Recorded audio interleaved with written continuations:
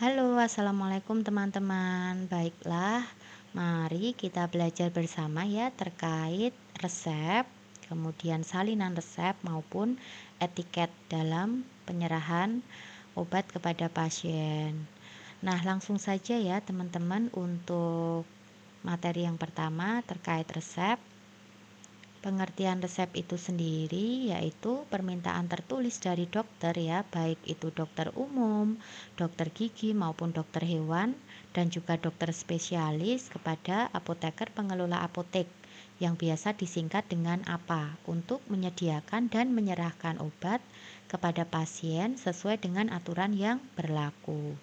Kemudian juga seiring dengan perkembangan zaman bahwa resep itu sendiri ternyata sudah bisa mulai dengan sistem elektronik ya, di mana sudah diatur dalam Permenkes RI nomor 35 tahun 2014 dan nomor 58 tahun 2014. Jadi selain resep tertulis yang berupa lembar resep, ternyata juga sudah mulai ke sistem elektroniknya gitu ya. Oke, kemudian contoh resep di sini secara umum ya terlihat seperti ini. Nanti kita akan belajar untuk bagian-bagian dari resep itu sendiri. Oke, sebelum ke bagian resep, kita perlu tahu juga ternyata dalam muatan penulisan resep itu menggunakan bahasa Latin. Tujuannya adalah bahasa Latin merupakan bahasa universal ya, jadi seluruh belahan dunia sudah tahu, paham, oh maksudnya itu begitu ya untuk penulisan resep. Dan juga merupakan bahasa medical science untuk menjaga kerahasiaan dan juga harus menyamakan persepsi antara dokter dan apoteker yang melayani resepnya. Oke, untuk macam-macam resep dilihat dari tulisan permintaan dokter ya. Itu juga ada macam-macam. Salah satunya itu ada resep standar atau officinalis, yang mana di dalam resep tersebut termuat atau terdapat resep yang perlu kita cek dari buku resminya. Contohnya ada buku FMS, FMN, CMN, FMI, Farmakope Belanda. Jadi nanti apabila dokter menghendaki untuk membuat atau meracik dari salah satu obat racikan yang memang perlu kita cek dari buku resmi, maka di sini kita kategorikan menjadi resep standar. Oke, kemudian ada resep magistralis ya, yang mana di situ termuat racian. Nah, biasanya dokter meminta untuk dibuatkan racian. Kemudian biasanya di situ juga terdapat beberapa macam obat yang memang apoteker perlu meraciknya terlebih dahulu sebelum diserahkan ke pasien. Kemudian ada juga istilah resep medisinal ya. Ada resep medisinal yang mana di sini resepnya sudah berupa obat jadi apoteker tinggal mengambilkan saja ya, mengambilkan dan memberikan label etiket dan diserahkan ke pasien. Nah, dilihat dari sini maka resep magistralis otomatis membutuhkan waktu yang lebih lumayan panjang ya bila dibanding dengan resep medisinal, karena yang resep magistralis otomatis membutuhkan waktu dalam proses kita meracik. Sedangkan untuk medisinal kita tinggal mengambilkan dari obat yang sudah jadi. Obat jadi juga bisa berupa obat paten ataupun merek generik ya. Jadi kita sesuaikan dari resep dokternya.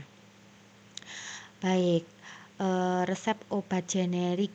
Nah, di sini termuat di dalam resep dokternya semuanya adalah berisi obat yang berasal dari nama generik. Oke, perlu teman-teman ketahui juga berdasarkan Permenkes ya, kita juga diatur berapa lama kita harus melayani resep dokter. Jadi untuk resep magistralis atau resep racian, waktu tunggu yang harus dilalui pasien dalam menunggu resepnya harus tidak melebihi waktu 60 menit. Jadi kita harus memenuhi syarat tersebut ya teman-teman. Kemudian untuk resep medisinal itu karena memang resep non racian, maka kita harus melayani resep tersebut jangan lebih dari 30 menit.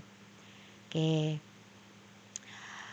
Untuk contohnya ya, di sini ada resep yang berisi resep dari buku standar.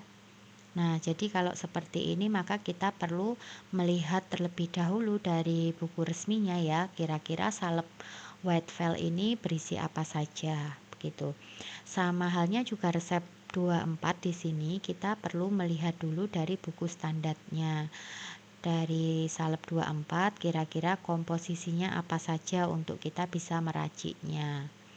Oke, kemudian juga ada resep magistralis ya. Tadi sudah dijelaskan bahwa resep magistralis ini perlu kegiatan peracikan. Jadi apoteker perlu meracik terlebih dahulu ya, tidak bisa hanya mengambilkan saja dari obat-obat yang sudah jadi, tetapi kita perlu membuat racikannya terlebih dahulu. Nah, kalau yang di sini ada dua resep ya, di mana yang sebelah kiri di sini merupakan resep obat jadi atau resep officinale. Kita tinggal ambilkan saja karena keempat resep ini merupakan resep obat jadi tanpa harus diracik. Sedangkan untuk resep sebelah kanan di sini terdapat 3 resep ya, yang mana untuk resep kedua adalah merupakan resep racikan. Sedangkan untuk resep yang pertama dan ketiga di sini merupakan resep obat jadi yang tinggal diambilkan saja. Oke. Kemudian untuk bagian-bagian dari resep ya yang harus dimuat wajib ada dalam lembar resepnya, yaitu yang pertama harus ada nama, alamat, nomor izin praktek dokter, kemudian ada tanggal penulisan resepnya yang kita sebut inskripsio atau subskripsio, ada tanda resipe atau R garis miring ya di setiap penulisan resep, berada di bagian kiri yang kita sebut dengan invokasio atau inskripsio. Kemudian ada aturan pakai obat, kita sebut dengan signatura ya. Kemudian ada tanda tangan atau paraf dokter, itu subskripsio. Kemudian jangan lupa juga harus ada paraf dokter ya di setiap resipe atau di setiap penulisan obatnya. Apabila di dalam resep terdapat obat yang ber-DM, di mana di situ juga melebihi dosis maksimal, maka apabila dokter memang menghendaki untuk dibuatkan, maka dokter harus menambahkan tanda seru pada resep tersebut ya. Jadi artinya apabila di dalam resep tersebut terdapat tanda seru, maka apoteker boleh membuatkan resep tersebut walaupun sudah dihitung melebihi dosis maksimalnya. Nah, di sini juga terdapat gambaran ya. Nah, untuk inskripsio di sini ada kop resepnya yang memang kita harus screening bahwa dokter tersebut betul-betul adalah dokter praktek yang legal atau resmi. Kemudian untuk penulisan kota dan tanggal resepnya juga harus ada ya, masuk dalam muatan inskripsio. Ada tanda resipe masuk dalam bagian invokasio. Untuk preskripsio itu adalah memuat obat, kemudian zat aktifnya atau kandungan obatnya berapa dan banyak obatnya. Untuk signatura itu memuat signa atau aturan pakai dari resep tersebut ya. Kalau di sini signa 3DD tablet 1, maka tertulis signaturanya 3 kali sehari 1 tablet untuk di penulisan etiketnya. Nah, jangan lupa juga untuk setiap kali resipe itu harus dibubuhkan paraf tanda tangan dokter ya. Jadi dalam penulisan resep apabila terdapat 2 resep misalkan, maka di setiap resepnya juga harus dibubuhkan tanda paraf di sini. Dan di sini untuk paraf masuk dalam muatan subskripsio ya, teman-teman. Kemudian untuk pasien, identitas pasien di sini masuk dalam komposisi pro-nya ya, ada pro itu untuk siapa pasiennya, nama pasien.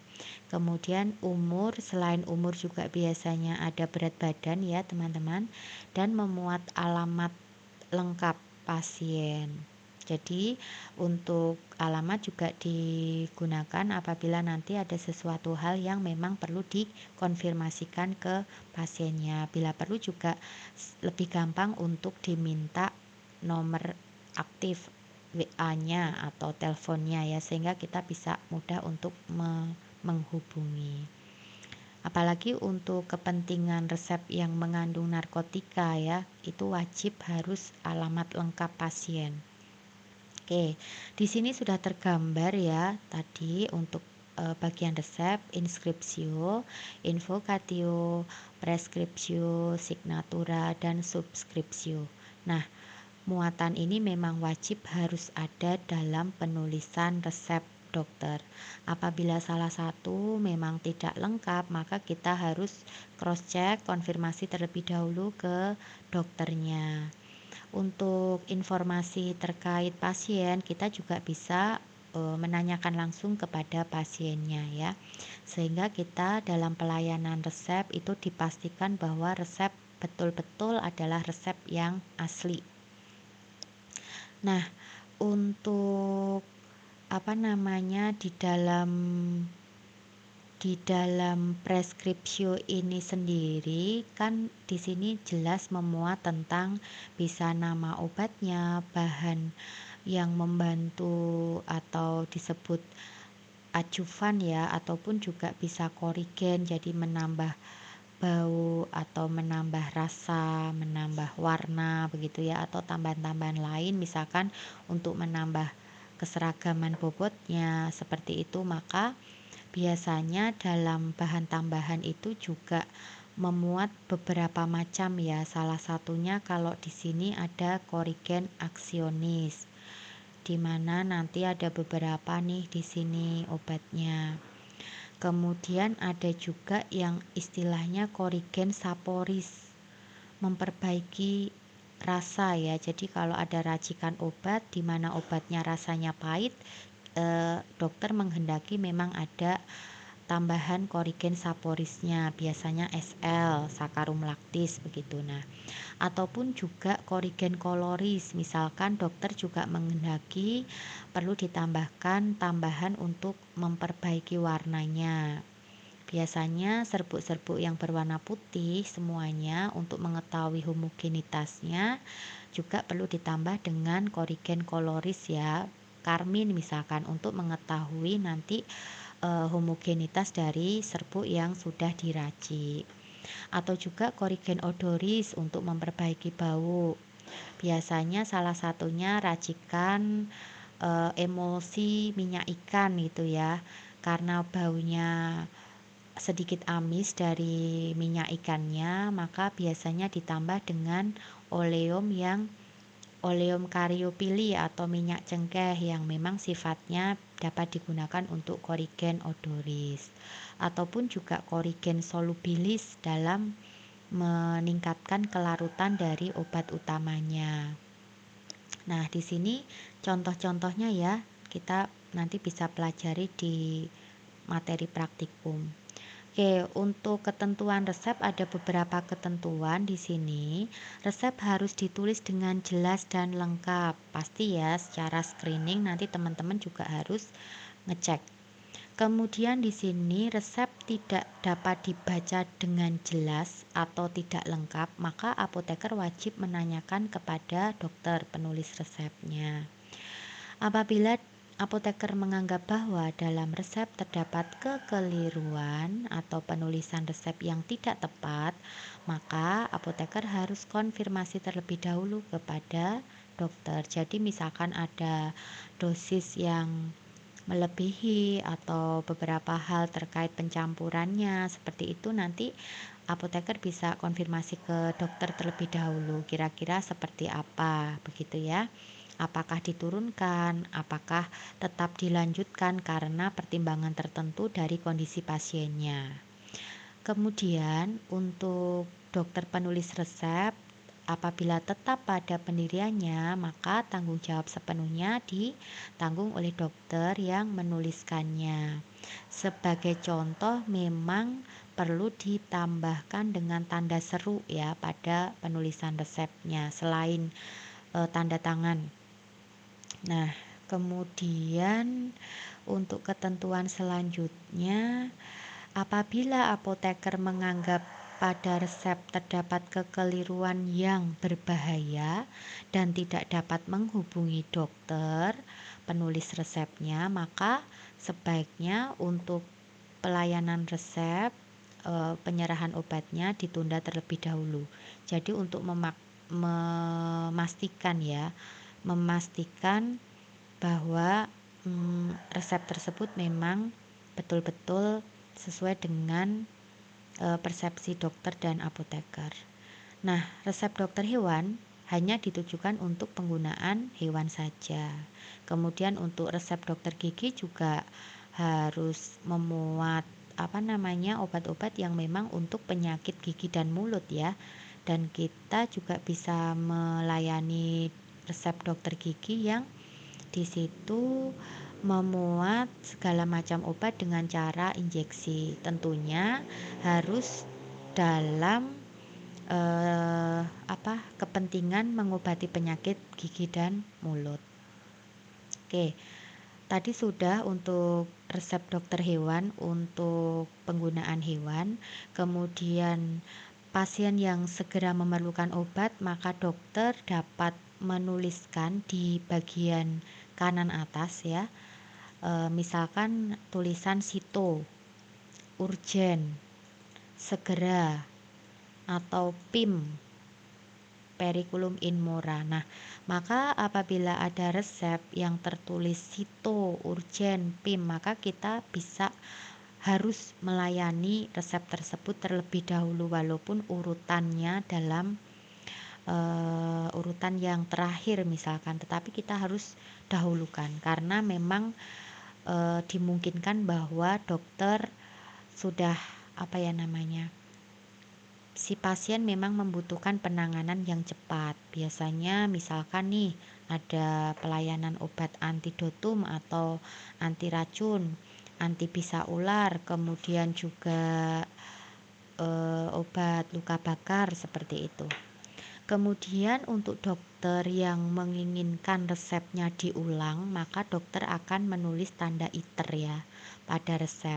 Tetapi bila tidak ingin resepnya yang mengandung obat keras diulang, maka harus menuliskan NI ya. Jadi apabila dikehendaki pasien harus membeli ulang, maka silahkan nanti ditulis dengan iter. Tapi apabila pasien tidak boleh mengulang, ditulis dengan NI. Oke, tadi sudah untuk pengobatan urgen atau didahulukan.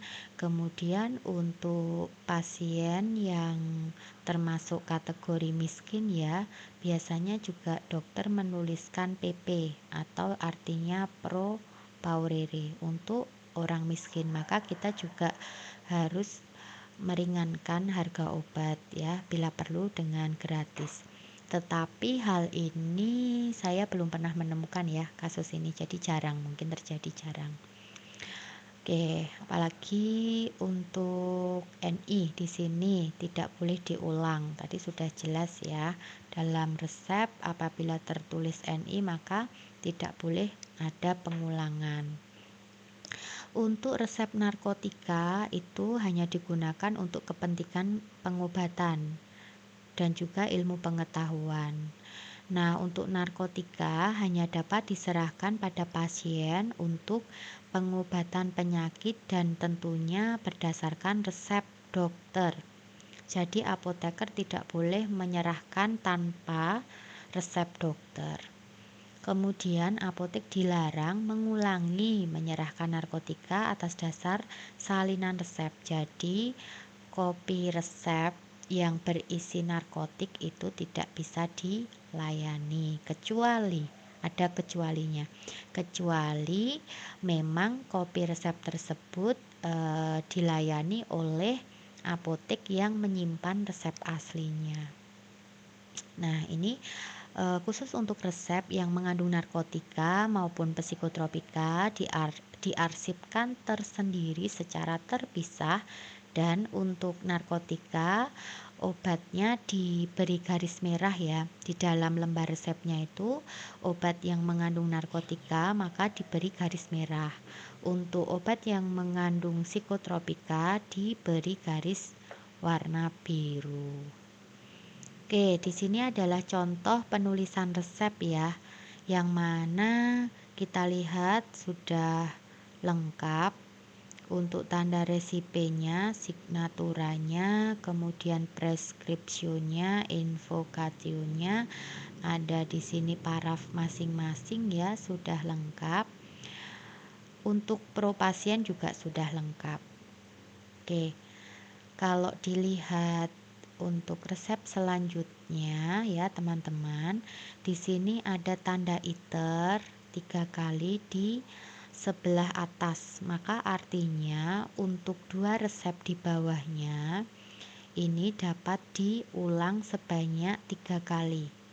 Jadi totalnya pasien mendapatkan 1 untuk resep aslinya, dan bila bisa diulang sebanyak 3 kali, maka totalnya adalah pasien dapat menebus total 4 kali untuk semua obat ya yang diresepkan, karena iternya berada di atas.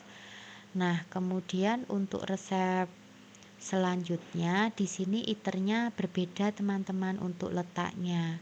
Kalau di sini berada di sebelah kiri pas di resep nomor 1. Maka artinya untuk iter 3 kali itu hanya berlaku di resep nomor 1 saja. Sedangkan untuk resep nomor 2 di sini tidak perlu diiter. Jadi totalnya di resep 1 pasien berhak mendapatkan 4 kali ya, 4 kali resep. Di sini 1 plus 3 jadi 4 kali. Kalau di resep kedua pasien hanya berhak menebusnya 1 kali saja. Oke, kemudian lanjut ke resep. Sebentar. Dalam permasalahan resep ternyata di sini ya diatur juga bahwa bidan itu juga bisa menuliskan permintaan obat kepada apoteker, tetapi untuk penulisan permintaannya perlu ditulis dalam lembar permintaan obat atau kita singkat LPO ya.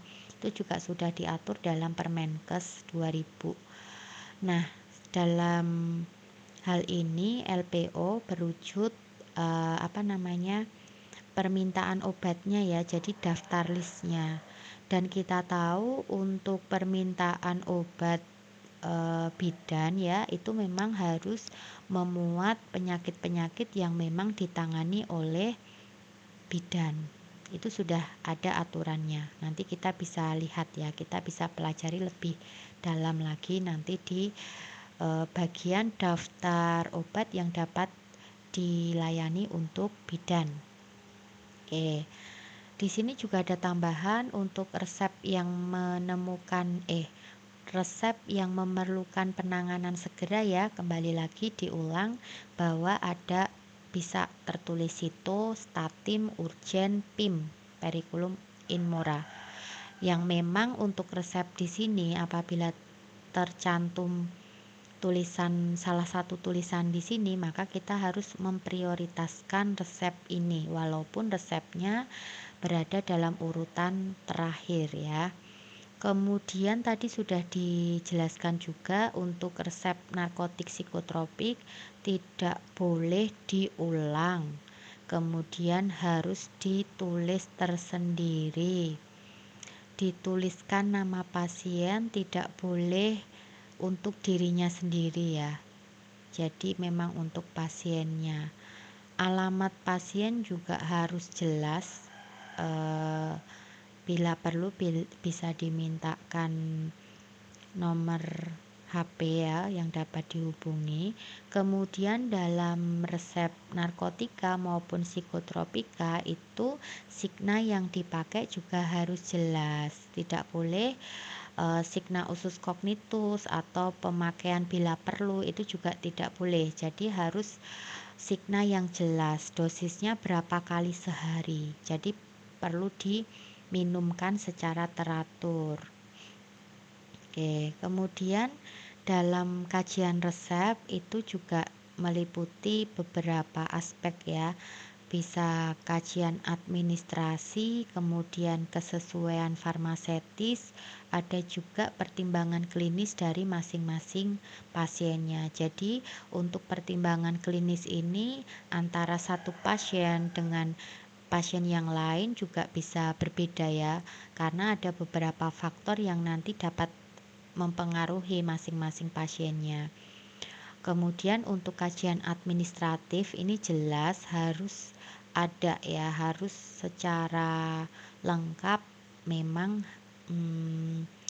harus termuat dalam lembar resep, baik kajian administrasi maupun kesesuaian farmaseutisnya. Untuk pemusnahan resep itu sendiri harus disimpan terlebih dahulu, jangan langsung dibuang ataupun dibakar, kecuali memang di situ sudah masuk dalam atau sudah melebihi jangka waktu 5 tahun ya, maka baru bisa dimusnahkan.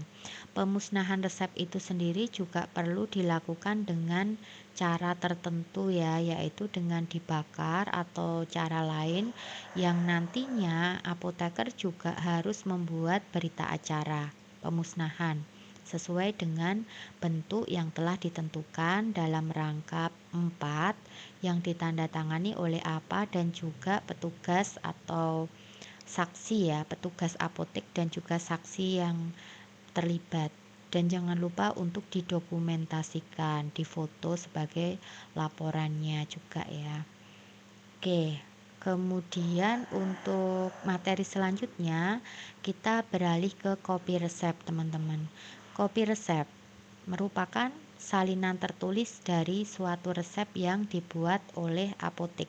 Kalau resep tadi dibuat oleh dokter, kalau kopi resep dibuat oleh apoteker.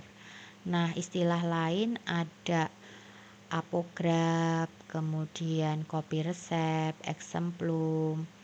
Kemudian salinan resep itu memuat apa saja?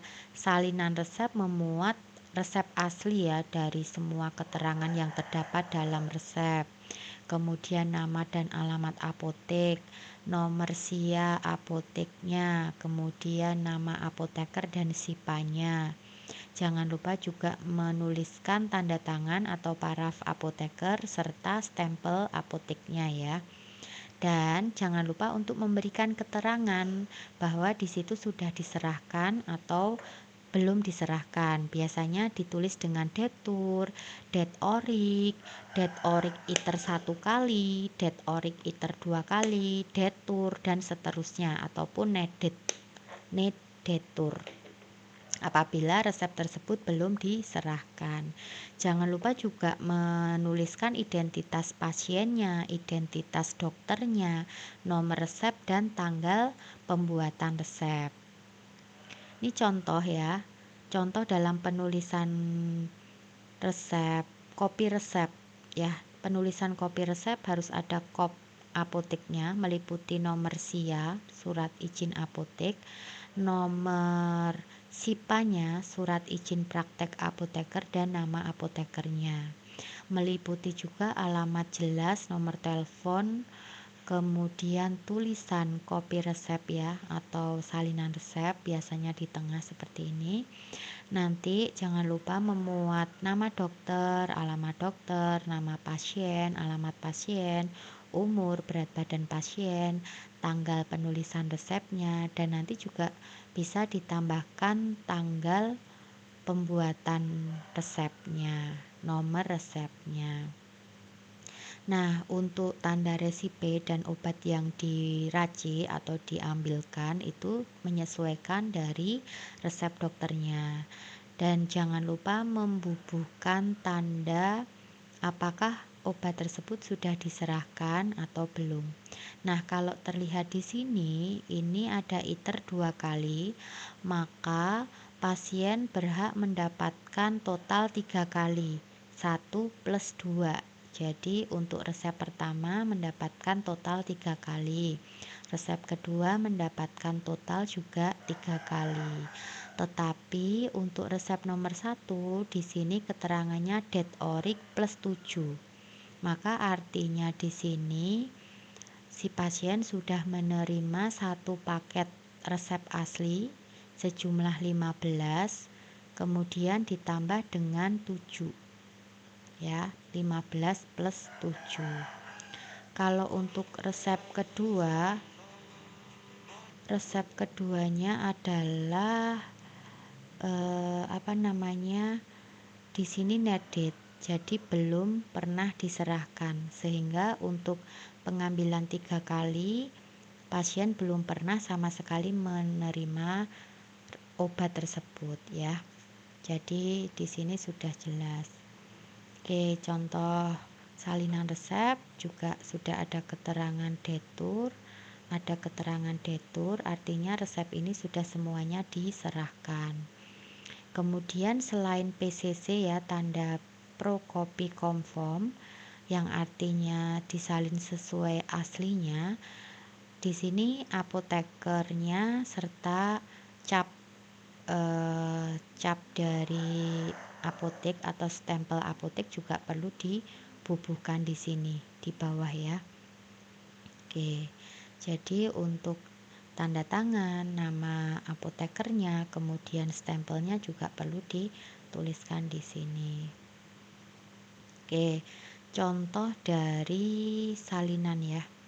Jadi di sini sudah ada keterangannya, sudah diserahkan berapa.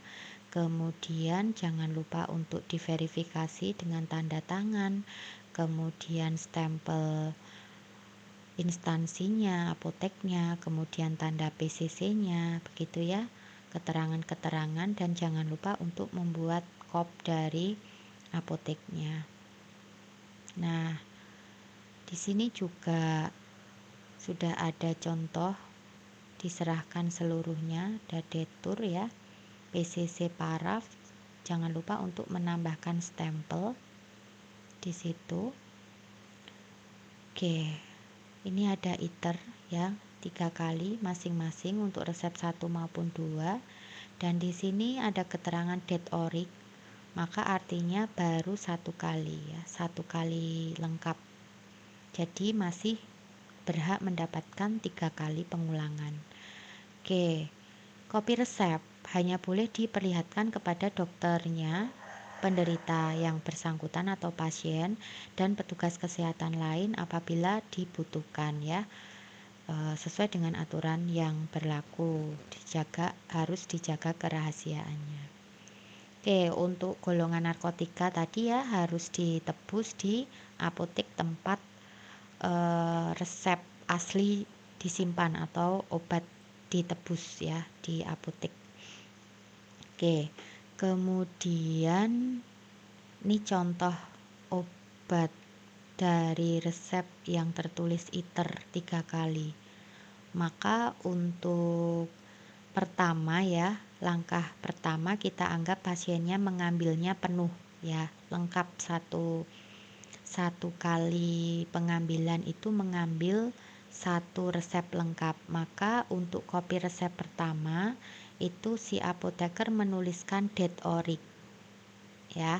Untuk penebusan yang kedua atau kopi resep yang kedua, maka apoteker menuliskan boleh detur 2 kali ataupun juga boleh DET-ORIC iter 1 kali. ya. Kalau untuk yang di sini bisa juga menambahkan selain date 2 kali, apoteker juga bisa menuliskan date orik iter 1 kali. Jadi date orik itu kan sudah mengambil 1 lengkap, kemudian ditambah dengan iternya 1 kali. Jadi total 2 kali. Atau sama halnya dengan detur 2 kali. Nah, di sini sama ya. Untuk artinya tergantung nanti apotekernya menggunakan yang mana. Kemudian untuk penebusan yang ketiga, misalkan nanti di sini saya hapus ya. Oke.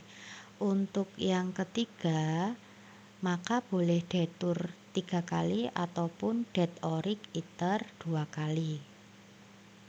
Kalau untuk yang iter 3 kali atau kopi resep yang keempat, maka boleh menuliskan detur 4 kali ataupun coba saya tuliskan ya. Jadi ada beberapa pilihan. Detur saja itu sudah bisa, ataupun juga det orik iter 3 kali. Jadi totalnya kan 4. Begitu. Kalau di sini bisa det orik iter 2 kali. Begitu teman-teman. Jadi kita bisa menuliskan mana yang kita pilih ya. Yang penting tahu urutan dalam nanti memberikan keterangannya. Jadi walaupun di sini berbeda dalam penulisan, tetapi prinsipnya artinya sama. Oke. Atau ini hanya cukup detur kalau untuk yang penebusan terakhir ya. Jadi Bu Santi ulangin untuk yang tadi, untuk penebusan yang kedua, maka tadi udah ada detur 2 kali boleh, atau mau det orik iter 1 kali boleh, sama artinya ya. Kalau det orik itu artinya sudah 1 kali diambil ditambah dengan iter 1 kali, jadi totalnya sudah menerima 2 kali. Sama halnya dengan detur 2 kali. Ataupun juga di pengambilan resep ketiga, di sini ditulis detur 3 kali, ataupun kita mau nulis det orik iter 2 kali juga boleh ya. Untuk resep terakhir atau keempat, di sini tertulis detur 4 kali. Boleh, atau mau menuliskan det orik iter 3 kali atau hanya menuliskan detur saja itu juga boleh. Ya, jadi artinya nanti sama. Oke. Terakhir terkait etiket ya. Etiket atau label penandaan obat merupakan penandaan yang diberikan oleh fasilitas pelayanan kesehatan ya. Jadi bisa rumah sakit, puskesmas, klinik, praktek dokter, apotek yang biasanya ditempel di depan obat atau alat kesehatan yang berguna untuk memberikan informasi penggunaannya kepada pasien ya. Oke. Di mana di etiket itu ada 2 macam teman-teman. Ada etiket warna putih, itu untuk obat yang dikonsumsi melalui saluran cerna ya, oral. Kemudian ada etiket biru, etiket yang dia tidak melalui saluran cerna untuk pemakaian luar. Bagian etiket itu sendiri itu ada kop apoteknya ya, lengkap. Baik itu nama apotek, alamat, telepon, nomor jelas apotekernya, siannya, begitu ya, sama seperti salinan resep. Kemudian ada nomor resep, ada tanggal penulisan resepnya atau tanggal pembuatan obatnya, nama pasien, aturan pakai, bentuk sediaan obatnya, kemudian waktu minumnya ya, biasanya di Signa, jangan lupa di paraf. Kemudian nama obatnya apa dan jumlahnya berapa, serta ada kadaluarsonya. Nah, untuk contohnya ya di sini. Nah, harus lengkap untuk penulisan kop apotek, kemudian nomor pelayanan obatnya di pojok kiri ya. Ada tanggal pembuatan obatnya di pojok kanan, nama pasien, kemudian Signa yang jelas, bisa nanti ditambah dengan keterangan sebelum makan, sesudah makan, saat makan. Kemudian untuk ED obat tersebut, misalkan tanggal berapa, dituliskan ya. Ada juga nanti dituliskan nama obat serta berapa banyaknya. Nah, di sini juga bisa menuliskan nama obat dan jumlah yang diserahkan.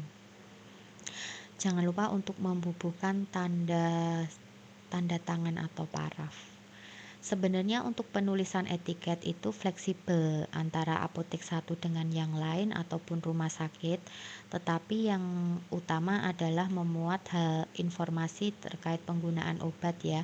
Ada yang menuliskan kolom misalkan pagi, siang, sore, malam, kemudian di checklist minumnya yang mana saja, apakah pagi, siang, sore, malam dicentang semua atau di checklist semua, atau hanya berapa bagian saja, misalkan seperti itu. Jadi untuk penulisan etiket secara umum sebenarnya ada bermacam-macam versi ya. Yang jelas untuk komposisinya memang harus memuat informasi ini sehingga pasien dapat dengan mudah untuk menggunakannya. Oke. Selain etiket juga ada label tambahan ya, bisa kocok dahulu, antibiotik harus dihabiskan, obat tidak boleh diulang tanpa resep dokter, kemudian ada obat high alert atau lasa yang nanti perlu ditambah dengan label tambahan. Nah, ini tadi sudah dijelaskan ya, berwarna putih itu untuk yang diminum melalui saluran cerna. Sedangkan untuk warna biru itu untuk penggunaan obat luar. Bisa salep mata, tetes mata, dan obat-obat yang memang tidak digunakan melalui oral ya, atau tidak diminumkan. Baik teman-teman, untuk materi hari ini ya terkait resep, kopi resep, label etiket, saya rasa sudah cukup. Teman-teman nanti bisa belajar lebih dalam lagi, belajar mandiri dari beberapa sumber referensi yang ada. Silahkan untuk belajar, tetap semangat, jaga kesehatan. Sekian dari Bu Santi. Wassalamualaikum warahmatullahi wabarakatuh.